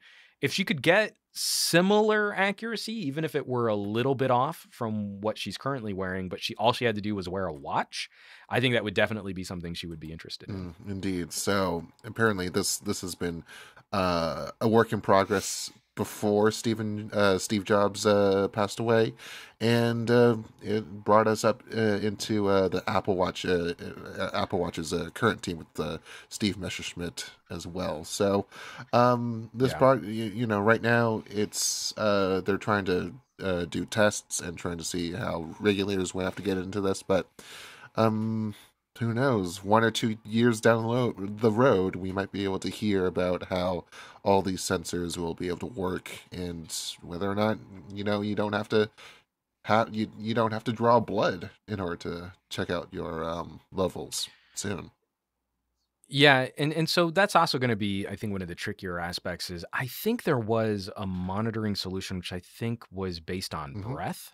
Yeah, It's like at some point, everything that we've had, you need to get something out of the yeah. Every body it's not just to, it's not just to carbon register like dioxide. how much Yeah. sugar is in your body. And so if any company can find a way to create reasonably accurate. And again, it would have to be something where we have a frank discussion over the error rate because no system is perfectly accurate. Even I've even watched her, like she pricks her finger and she puts a little stick into a sensor and the blood gets sucked up by the Hmm. stick and then it reads the blood. If she checks her blood back to back, there can still be a margin of error discrepancy in the result of that blood sugar test. And so we have a certain expectation of a threshold of um what accurate means when you're dealing Hmm. with diabetics. And so for her monitoring solution, it can sometimes veer off and be several points different from a direct, stick, poke finger, squeeze out blood test. But the monitor that she's on is really useful for trends. So especially for those super like all of a sudden her blood sugar is super high or it's crashing really low, then we get a sense of what happened over a period of time. Even if those numbers are off by 5 or 10 points, that's still valuable information. Now, as we keep extrapolating towards real time and more consumer accessible and more consumer friendly, I would imagine that those changes would be even bigger, or that margin of error would have to be even wider. And after a certain point, I wonder if the FDA would approve the use of something like that beyond just sort of entertainment value. Like, it's a feature on your watch, and you can kind of see what your blood sugar is, but it could be off by as much as 20 points. Like, in a diabetic, that could mean a coma. Yeah. So, I mean, we're going to have to see where this lays us out. And, I mean, in the next couple of years, again, this is going to, I think, going to be a long while. Although, if they find a way, you probably just sold my wife on the best reason to get an Apple Watch. So she's not a big Apple fan. She would totally. Well, I'm glad I'm able to be an Apple salesman. I guess a shill for the giant company. I didn't mean you specifically. No, us. Pocketnow. You as sort of the whole world, and Apple and all these researchers Apple. And buy Apple, and the Earth, the Apple. planet, the $150 solar system per the share, galaxy, the universe. Soon. We've got one more story here, and this one, I'm sorry, Jules, I actually, in the full run-up to the show, I didn't get a chance to read through this very well, so you're going to have to talk me through it. But TCL is partnering TRI, with which is the Turing phone? Robotic Industries, which has, let's just say, significantly under-delivered on its promises so far in terms of getting the first. That would be a very kind way of summing up the Turing phone situation. We've been talking about this for 2 or 3 years now. I think so. It's been a while, you know, we've seen little updates, and we've seen the ridiculous specs that went along with it, and you know, all these imaginary numbers and figures, and so it's like to hear that they're finally partnering up with a manufacturing partner that, you know, they couldn't just do it alone. Well, that's somewhat good news, I guess. It's you know, so TCL, very reliable name as we've seen so far. I mean, it's early days still in terms of us like really, really getting to know TCL as I mean, we've seen them do Alcatel, BlackBerry. They took orders for, and then a couple others too, which are not on my head right now. So Turing, you know, this whole $1,000 plus thing with Android 711 and Snapdragon 820. Okay, yeah, that's kind of okay. But this whole liquid morphium diamond like carbon coating, like that's been the keyest. There is no chill here. I mean, I'm laughing at the phrasing that they're using for these things instead of just telling us. With a diamond-like is an actual carbon coating on top, high-tech ceramic feel, and scratch-resistant surface, as well as a sapphire glass screen. And okay, that's all super cool. Liquid morphium. It's more I shouldn't be like mocking or bluffing. Maybe this turns out to be a phenomenal premium solution for the Android ecosystem, but seeing that the PX8 will run for $1,100 and the GX8, the premium luxury edition, is going to cost $1,600. I'm not saying everyone's doing an AI engine, so let's include ours too. Let's do it. Yeah. Oh, right. Like your own AI engine, because it's better than just like a digital assistant. It's like it's a motor with power because your penis is engine. So what just concerns me about the Appassionato? It's the same problem that we see with any other upstart or smaller manufacturer, anyone who's trying to enter this space, is do we have faith that they can execute on support, on updates, on coming out with new devices? And at $1,600, do we think that they're going to be aggressive on moving in the market and trying to develop other stuff? And it makes me very cautious. It sounds more and more like an unreliable virtue. How we would talk about.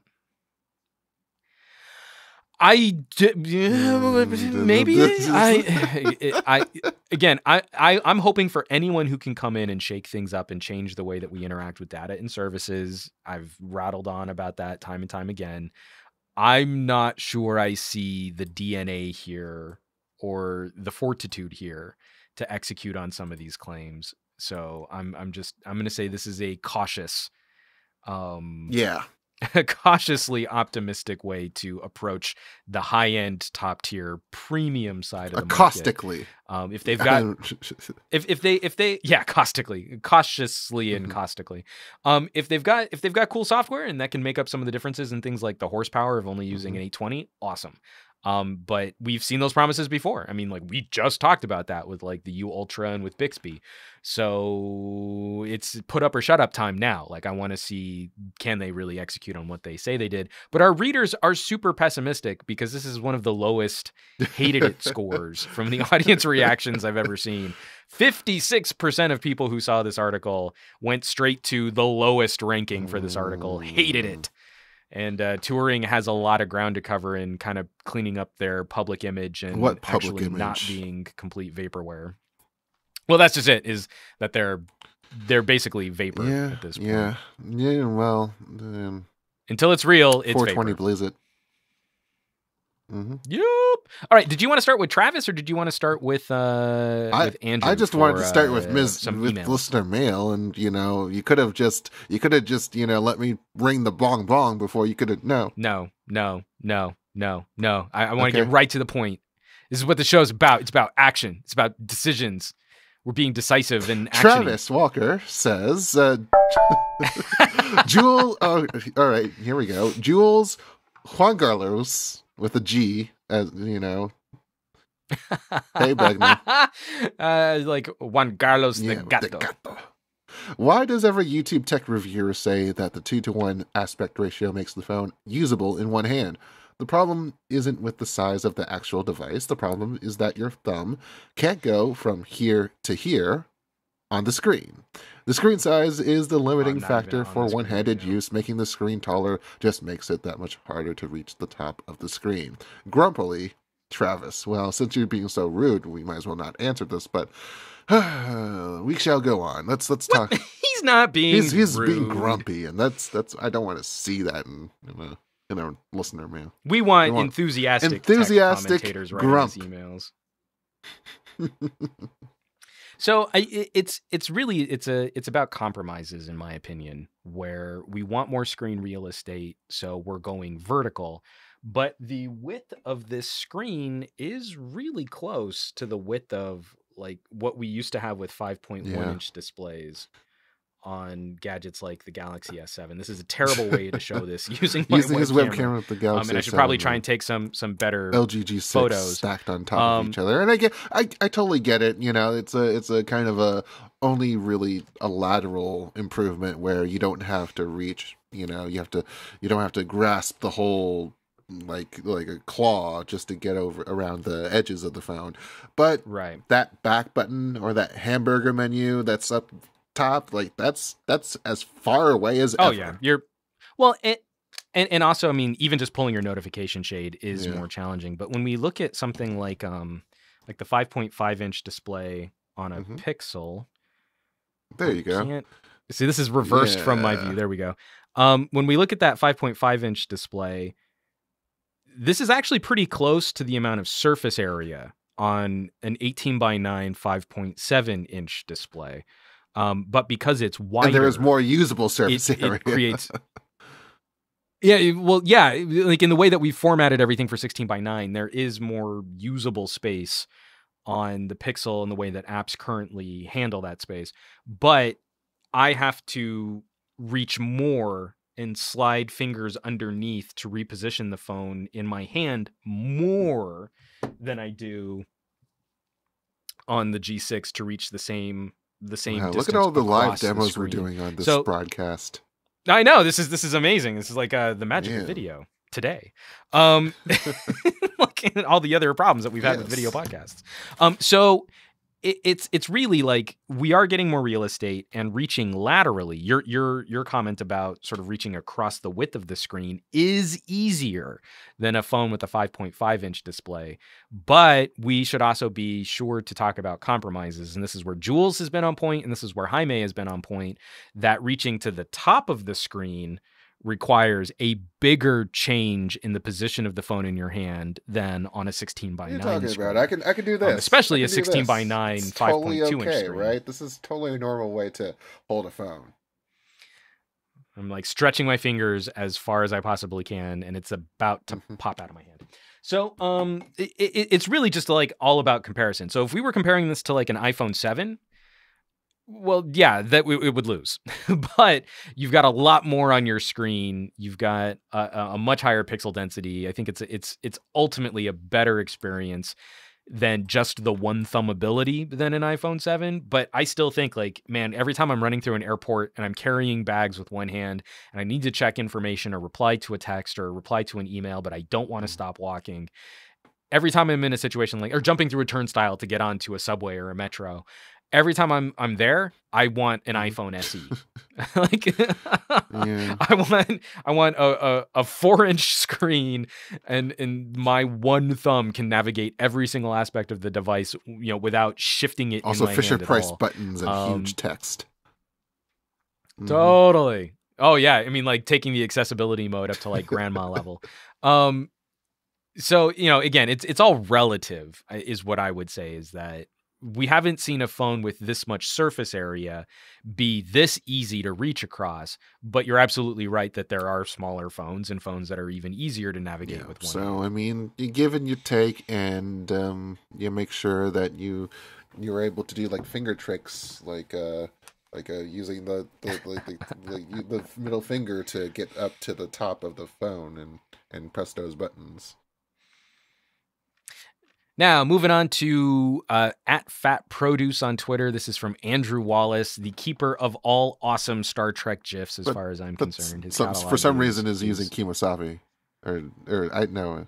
Yeah, he's got like the crying yeah. Native American, which Trails is hilarious. of tears. But this is a little bit longer, but he's asking about Samsung and gimmicks, and he's wondering, has Samsung come full circle on gimmicks? I'll be honest, the GS8 reminds me a lot of the Samsung from the time of the GS4, concentrated on gimmicks and building its own inferior walled garden. Software gimmicks include S-Voice versus Bixby, facial recognition, that's kind of terrible for security, Snapchat-style AR filters built into the camera instead of real innovation in this generation of Samsung cameras. And then hardware gimmicks include Bixby, the Bixby button, the curved screen shape and size is somewhat impractical, especially if the phone is dropped, and Dex, which he thinks is DOA, who really needs everyone a phone needs that a can dock. into a PC. Docks here, docks everywhere.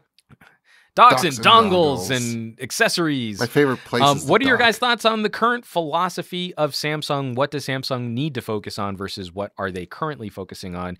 And also, do you think this leaves room for OEMs to get a leg up, except for Le Echo, of course? Keep up the great work, and we still miss the live show. My favorite place is docks, where I can meet my favorite profession, the longshoreman. That's all I need to, okay. Anyways, yes. Gimmicks. I mean, it's more substantive, I guess, in terms of, not lining up phones to make one contiguous display or multiple speakers or something like that. But then again, we have all these more, individual oriented features as well. I mean, facial recognition is supposed to be, the intent of it. Belies the execution, but it's still, it's still there. It's still intended for use as such. The Snapchat style filters are give and take for me personally. I mean, it really depends on if you're willing to really go into like the special UI to get through the AR filter, and then you share it with your Facebook or Snapchat or whatever friends. And the hardware gimmicks are kind of like supposed to be helping with the access part of it. It's their access to all of these apps, maybe on a bigger screen so that you can manipulate text better with a dedicated keyboard, or the screen shape and size is there's just more screen and so shape. I mean, I there's more shape there. Yeah. So I think there are reasons. I mean, like, so Jules, like what I would say is the sort of difference in communication between what Andrew's asking and what you're explaining is Samsung has reasons for all of the things that they're doing, but do those reasons actually address the changes or the improvements that we'd want to see in smartphone computing? I mean, I didn't think that we would want to see, multi-array smartphone displays, as opposed to, like a being able to expand smartphone computing into multiple forms so that we are able to like Hmm. do more with like just a core hardware package, and then IO is totally up to us. Like that's Right. definitely a different thing. And then there's also different IO with the Bixby. You put in stuff and it sends. Right. But what I'm saying is, like I wake up in the morning and I check my email and I read through Twitter and I look at my Reddit, and I'll maybe go take a walk for lunch and go grab something to eat, and I can pay with my phone if I want to use Android Pay. Most of the little cash registers are starting to Mhm. support Android Pay in my area now. And maybe I want to watch or listen to a podcast while I'm walking back home, and I get home and I fire up a little video because I see someone's just published something and I want to check it out, and I can throw that up to my TV and then go back to just reading email or writing messages on my phone. And then I want to set an alarm because I'm testing the battery on a phone, so I do my okay, and like, I can say, hey, set an alarm for 30 minutes, and then it does. And like all of these things, I like, I don't know that my behavior has really been changed or improved over the last 2 years of smartphone computing. And I guess to Andrew's question here, to Andrew's point, is like what Samsung's trying to achieve. They have reasons for every single point that they're building this stuff, this software and this hardware into their device. I guess, does it fundamentally address the core usability of a smartphone? And I think that's where I'm concerned with almost every manufacturer right now. Is they're all trying to Mm, differentiate. They're all trying to well, give us the reasons why their product is unique, but the core core usage usage does not need to be hasn't changed really at been all. No, fundamentally it's messed it, with. it's Well, but I matured disagree. too far to the point where they cannot usefully iterate on it and have a meaningful See, this is where I disagree. This is where I think fundamentally we still have a number of etiquette and But social that's not their responsibility issues problem. with using That's not smartphones. their problem at Well, all. but they're all complicit in building products for consumers where consumers are engaging in behaviors which are undesirable. And there are still significant problems with how we interact with data and services, how our data is protected, how our services can impede on the world around us. Things like operating motor vehicles and trying to create ecosystems where some phones have some features, other phones have others, and you have to know what's going to work in what car or what app is going to Is that play is with that what what determines the software. core And functionality of a smartphone then? And it's like there's all these things and then there's only one intersect that, all of these phones have to match because well, no, but I'm saying that there are a number of issues that we should be looking to address about the core philosophy of a glowing rectangle that holds all of our information. But I don't think that's addressed by having a curved screen. I think a curved screen is pretty and it does less than nothing in changing how I interact with the data and apps and services on my phone, other than to make the phone easier to drop if I don't have it in a case. it's premium care, $12 a month. Samsung.com. So that having premium care hasn't changed the gravity of me dropping a phone. It's just made the recovery of me dropping a phone But it easier. looks So so maybe that's pretty. another question I'd love to Looks so throw it out there pretty. And to look, our and viewers all and the our listeners and screen and the stuff. wide color gamut and And infinity TM so display. Samsung TM display. Samsung specifically, but smartphones in general. Are we getting hung up on the pretty stuff and the nice stuff and the fun stuff when I feel, and Jules doesn't, but I feel that there are other social considerations and other smartphone issues I mean, they that need to be resolved. It's just that Is this the company will not, do so if it can move on to something else where it feels like everything is like well? that's This is just this is also maintenance what at I this turn point. to when I That's just say that geeks have maintenance. It's gotten just way too boring, and conservative. you know what? We need something new to Because spike a new vertical. Well, yeah, and it's the same thing with like the megapixel war for cameras. It's like, oh, well, it's a better camera because it's got more megapixels. But this is also where I think I desperately want to see a disruptor come in. I want to see IBM drop a Watson phone, which fundamentally changes my relationship with my phone. And the reason I'm fairly confident we'll never get it is because the company that does that first is going to fail because people are too conservative in their I technology. need alcohol for that. It has to work perfect, of, and it has to do exactly what they Watson expect it to do, and it can't be any different, and it can't deviate from any kind of social norm. And when something does, it's instantly a failure because it's not what people are familiar with. So instead, we get these sort of these little half baby steps in changing like the look of something, or adding a Bixby, or giving us an extra button. But most of the changes are largely cosmetic and don't necessarily address the usability issues that I think we could face. But I'm rambling, and I would love to hear people's thoughts on this. So drop us some comments. Hit up that email. I mean, you're no different than me in terms of this rambling thing. It's kind of like, okay, this is well, but we just hit 2 hours, and I'm wrapping the show. Let's do this. Let's end this. I have very little voice left, and I'm out of water. I'm out. So, folks, there you have it. Oh.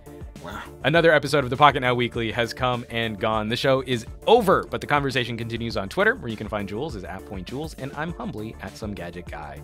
Pocketnow's around the web: Twitter, Instagram, Facebook, Google+, YouTube, and our home site, Pocketnow.com. And shows like this cannot exist without your support. Sharing the weekly with your friends who love mobile technology, and dropping reviews on iTunes, Stitcher, Google Play, and wherever podcast reviews can be left. As ultimately, there would not be a show if it weren't for our listeners and subscribers who have kept us on the air since 2012. The Pocketnow Weekly will be back next week with all kinds of delicious technology goodness, so make sure you tune back in.